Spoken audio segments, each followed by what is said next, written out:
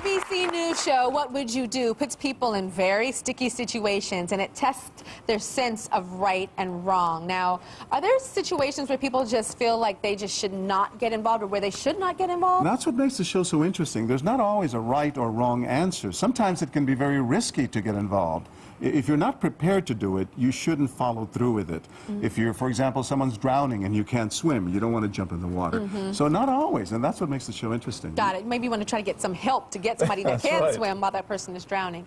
Okay, we've been asking our audience and everyone at home what they would do in some of the show's scenarios. So let's get to the next one. Check this out.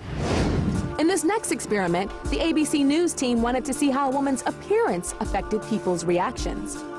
They cast two actors as an average couple going out on a date. And at first, the woman looks fairly sophisticated. Can you watch my drink? Yeah. When she gets up to go to the bathroom, her date slips something into her drink. And the hidden cameras caught everything. Then the ABC News team tried their experiment with a girl dressed as more of a party girl.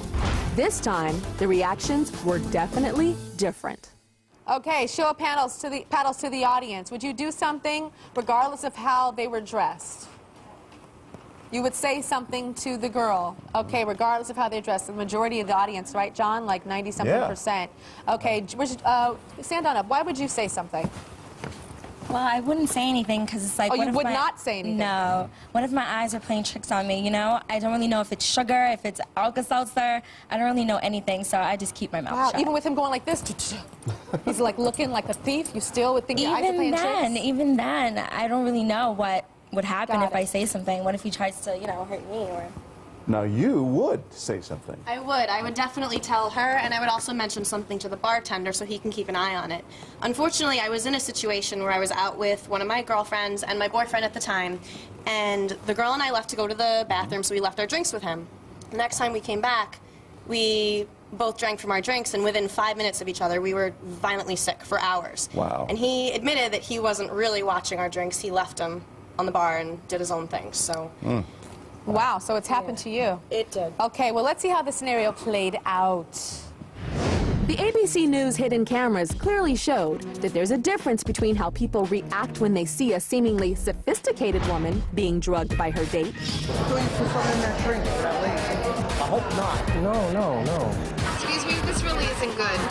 Can you give her another drink? You dropped something in that drink. I'll buy another drink. No, I didn't. What are you doing? I don't say that for nothing, honey. I always tell my kids, if you leave your drink, just get another one when you come back. Throw that wine away. And when they see someone who looks like more of a party girl being victimized in the exact same way. I think he put something in that drink. Who? The guy that walked by. We don't want to get involved. You okay? I don't feel so good, man. I just got hot all of a sudden, like... Said she feels dizzy. I'm just warning you. I don't know who he is. Watch your back. Absolutely. So, John, because she was a party girl, they didn't want to help out or looked like a party girl? Unfortunately, they felt that she was sort of asking for trouble, if you can believe that, simply based on her appearance. That is crazy. Okay, check out the next scenario. For this experiment, the ABC News team wanted to test people's reactions to a potentially deadly crisis, a baby locked in a car on a hot summer day. Almost everyone who came by saw the baby. Okay, show of paddles. What would you do if you saw a baby alone in a car? Raise yes if you would do something, raise no if you would keep walking.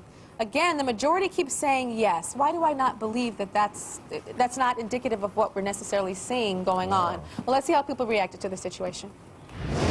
Amazingly, the ABC News team's hidden cameras showed that a baby locked inside a hot car on a sweltering summer day is not an emergency for some people. Even worse, other people pretended they just didn't notice. You don't imagine that there's a child left in the car by itself. You just assume that someone's in the car with a child.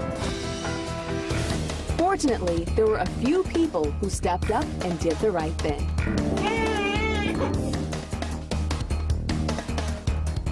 Is anyone's car? Somebody in here with a baby in the car? Is that a baby? with a sleeping baby in it. Now, what idiot would do something like that? You know what? I'm gonna call the police. There is a car here with a sleeping baby in it. We're standing out here. I mean, you look. There's a baby in a car on Church Street, and it's unattended.